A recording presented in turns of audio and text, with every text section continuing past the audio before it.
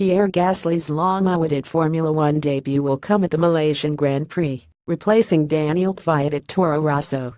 Gaslys has had to play the waiting game for his chance, and impressive recent form in Japan's Super Formula has put him firmly in title contention a year after winning GP2. Meanwhile, Kvyat's career has continued to stall, and he has scored just 4 points in his first full season back at Toro Rosso after Red Bull demotion in 2016. F1 fans have been debating the merits of Gaslys' promotion and the consequences of another blow to Kvyat's career.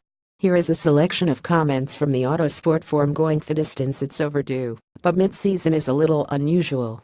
I can't help but wonder if this is Red Bull getting in a little insurance for if when it loses one or both of Daniil Ricciardo and Max Verstappen at the end of next year. Maximilian Daniel's bad luck was the emergence of Verstappen. Red Bull's hand was more or less forced due to the talent of the Dutchman, although at the time I have also thought it was harsh to demote Kvyat after just a few races in the season, just one race, after he had a podium finish.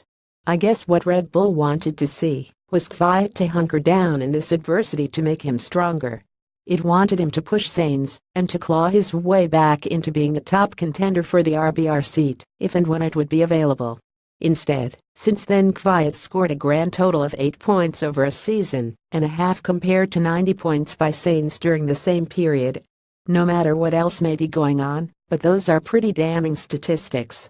It's complicated with Kvyat. He clearly has a lot of talent, but he has had a big part in his downfall. Still, he is easily the most mistreated driver in F1 in recent times. I hope he is retained for next year. Helmut Marko still owes him as far as I am concerned. Join the Kvyat-Gaslys debate. The thing with Gaslys is if they were 100% sure of him, they'd have put him in for 2017 from the get-go. Or Red Bull could have done it during the summer break or at any time before or after. To evaluate him now just says that there's still doubt there. A weird double-sided argument, I know, but it just strikes me as odd that even a GP2 title, Super Formula race wins on some F1 free practices wouldn't be enough, and that Red Bull is actually saying we want to see you race in F1 first. And F1 Kvyat hasn't shown anything special in this season and last year. It's a shame. I always considered him a fast driver, but something went wrong. Probably something to do with pressure. It's all part of the system at Red Bull though. The best survive, and the weak leave. If Red Bull had persisted with Sebastian Buemi, Jamie Alguersuari, and Jean-Eric Vergne, F1 could have missed Ricciardo, Verstappen, and Carlos Sainz Jr. today.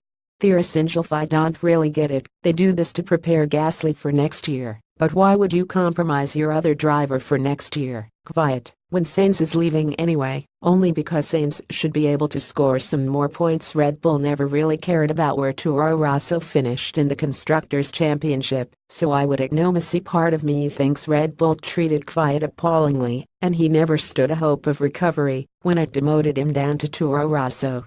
He wasn't at all bad in the Red Bull, was he? He maybe lacked Ricciardo's underlying pace to the tune of a few tenths all season, but he scored a lot of points, which is ironic as that's exactly what he hasn't been doing ever since. The other part thinks that he's lucky to have lasted this long.